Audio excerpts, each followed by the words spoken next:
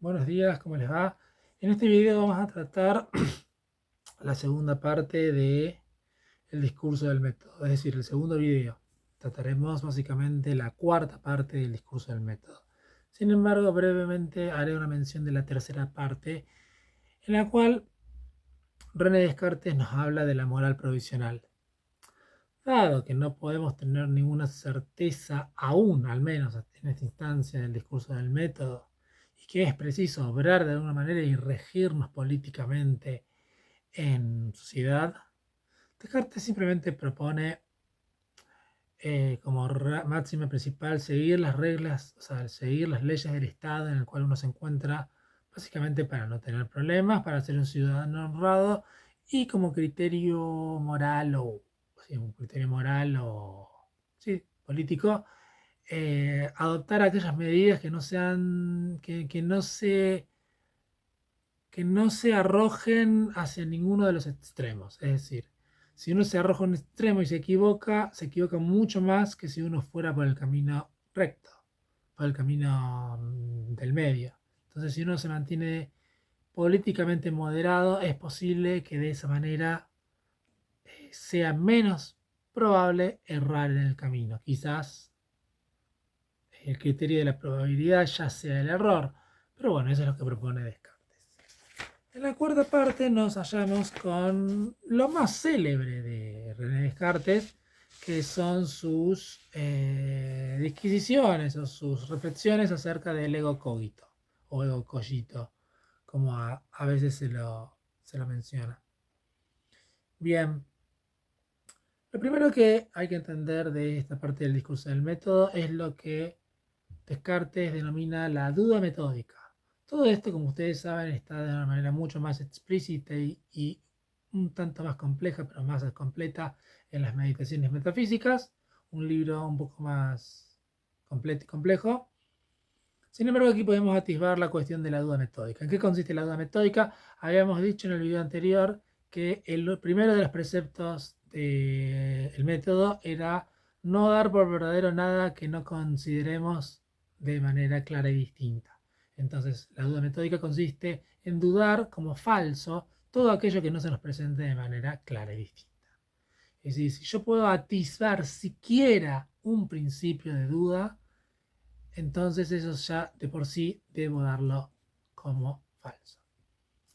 Descartes se propone investigar sobre su vida cotidiana y encuentra que hay tres fundamentales argumentos para los cuales dudar de la realidad. El primero es la duda de los sentidos. Y el argumento es el siguiente.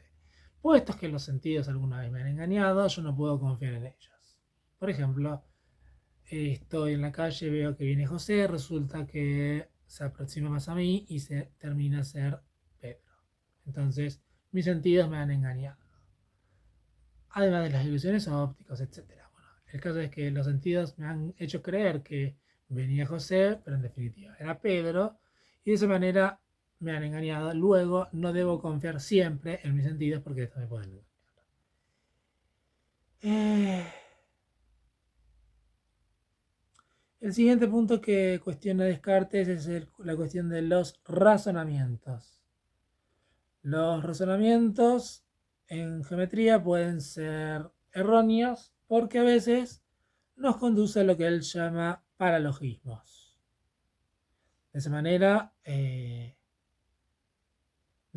no se puede dar como absolutamente cierto los principios de la geometría porque uno puede equivocarse en su razonamiento. Luego hay otro punto muy importante que es la cuestión del sueño.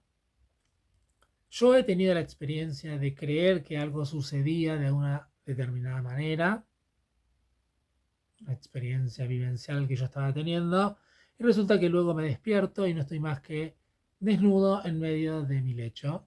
eh, y me doy cuenta de que no era más que un sueño eso que estaba viviendo. Luego, ¿cómo sé que en este momento que estoy grabando este video no estoy soñando y no estoy desnudo en mi lecho tapado por el frío invernal, todo lo que ustedes quieran? Pero esto de estar desnudo lo dice Descartes, no lo digo yo.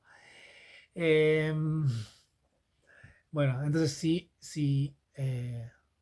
la otra cuestión es que no está aquí, creo, en el discurso del método, pero está en las meditaciones metafísicas y lo voy a decir, que es la cuestión del error. Bueno, sí, está en el error con esto de los paralogismos. Puesto que me he equivocado una vez, ¿cómo sé que no me puedo equivocar de nuevo? Puesto que los sentidos me han engañado, ¿cómo sé que no me están engañando ahora? Puesto que estuve soñando, ¿cómo sé que ahora no estoy soñando? Puesto que hay algunos que están locos y creen que son, esto es anacrónico, Napoleón Bonaparte, ¿cómo sé que yo no estoy loco y no soy Bonchies, sino que soy en realidad Juan Ramos? Bueno, no lo sé. Entonces, en todos estos argumentos, lógicamente puede formalizarse, Jonathan Tanzi lo hace en su libro Introducciones a la Epistemología, de la siguiente manera. Yo no puedo dar, eh, puesto que me he equivocado antes, yo no sé si ahora me estoy equivocando, luego yo no puedo afirmar con certeza nada en este momento a raíz de esa primera presunción. Ese sería básicamente el argumento. Ahora bien, ¿de qué puedo no tener duda alguna en que supere todas estas condiciones? Bueno, yo no puedo dejar de dudar que en cada una de estas situaciones yo estoy pensando. Es decir, mientras tengo sentidos, estoy pensando, mientras razono, estoy pensando, mientras sueño, estoy pensando, incluso mientras estoy loco, estoy pensando. Por lo tanto, si yo puedo tomar conciencia de mi pensamiento de manera inferencial, puedo determinar que yo soy una cosa que existe. Y de ahí aparece la famosa frase, dictum de René Descartes, pienso, luego soy, o cogito ergo sum, o en francés, je pense donc je suis. En fin, es interesante esta cuestión del conector lógico. Bueno, esto me parece casi una ridiculez, pero mucha gente confunde el luego lógico inferencial con el luego temporal, como si uno primero existiera y más tarde, como si uno primero pensara y más tarde existiera. Bueno, eso es un error garrafal, pero bueno, no me detendré en eso. Pero sí es interesante, un profesor que a mí me decía que esto hay que entenderlo de la siguiente manera. Pienso, caramba, existo. Eso es muy interesante porque coloca el pensamiento y la existencia en un plano de igualdad. Es decir, no se trata de que algo es derivado de lo otro, sino que más bien están en un plano de igualdad. Es una identidad casi intuitiva el hecho de que pienso, existo. Es como si fuera una unidad casi fenomenológica. Es una unidad de identidades que están allí en un mismo rango de nivel. Hay quienes invierten esta relación y consideran que existo, luego pienso. Como que primero existe la facticidad de mi existencia. Primero es la facticidad de mi existencia.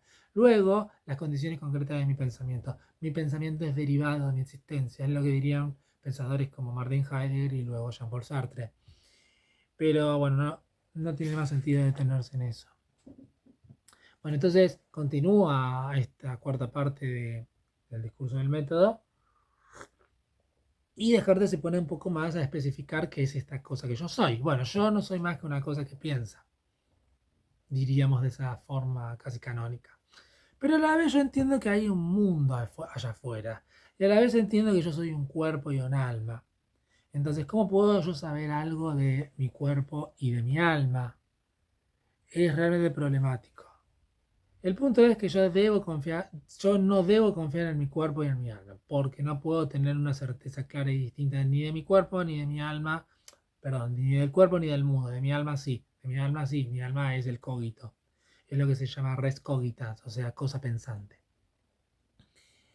Entonces, compuesto que todos podemos constatar en nuestras conversaciones cotidianas que vivimos en un mundo común, que no estamos solos, que hay otras conciencias, dada la cuestión del cogito, René Descartes cae en el más atroz de los solipsismos y ya no puede salir de su interioridad y no puede salir al mundo exterior.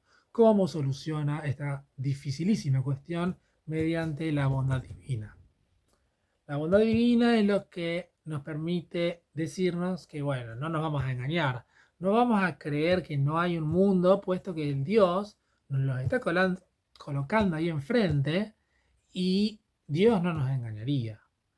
Pero ahora bien, ¿cómo puedo saber yo que hay Dios? Bien, hay distintos principios metafísicos.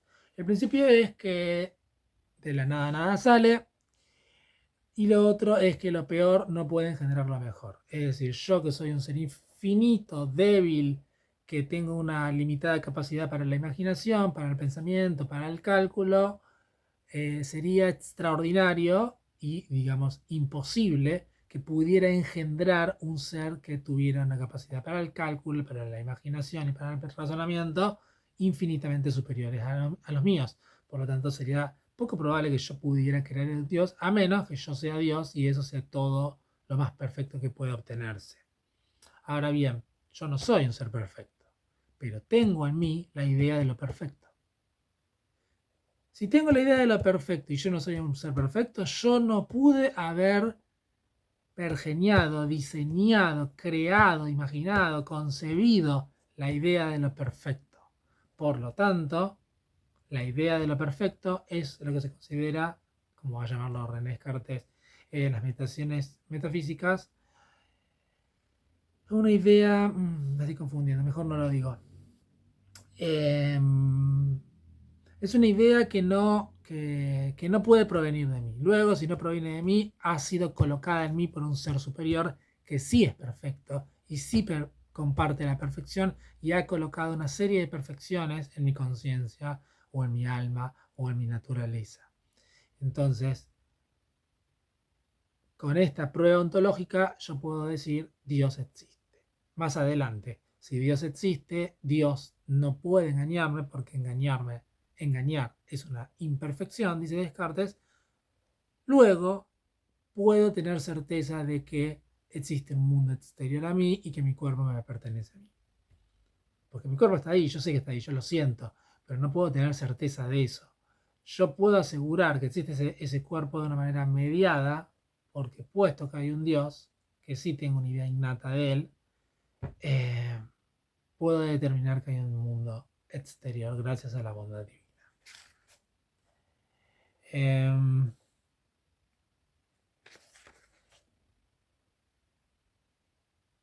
Bueno, básicamente esos serían los puntos que desarrolla René Descartes en la parte 4. En resumen, la primera verdad, que es la cuestión de la existencia individual, la existencia del ego cogito, la identificación entre la existencia y el pensamiento, la cuestión de la duda metódica que arriba a esta determinada certeza y la prueba ontológica de la verdad divina que nos permite unir nuestra res cogitans con nuestra res extensa. Claro, por otra parte, que la res extensa es una cosa extensa, es una parte geométrica, es decir, lo que tiene, no recuerdo las palabras, cerré el libro recién, lo que tiene anchura, longitud y amplitud, es decir, lo que se rige bajo una lógica tridimensional euclidiana.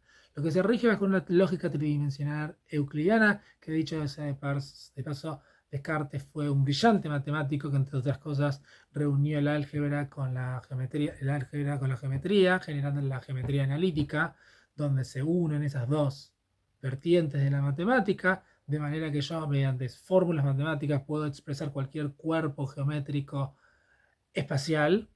Esto es algo brillante de René Descartes, que se suele despreciar, como si los filósofos dicen andan así en su nube de ensueño, pero René Descartes fue un matemático brillante que hasta el día de hoy esto casi es indigno hablar de esto, pero bueno, piensen en los ejes cartesianos. ¿Por qué se llaman cartesianos los ejes cartesianos? ¿Por qué los inventó Descartes? Pero bueno, luego de esta breve apología a la filosofía y al pensar filosófico y a su utilidad para muchas disciplinas, me despido.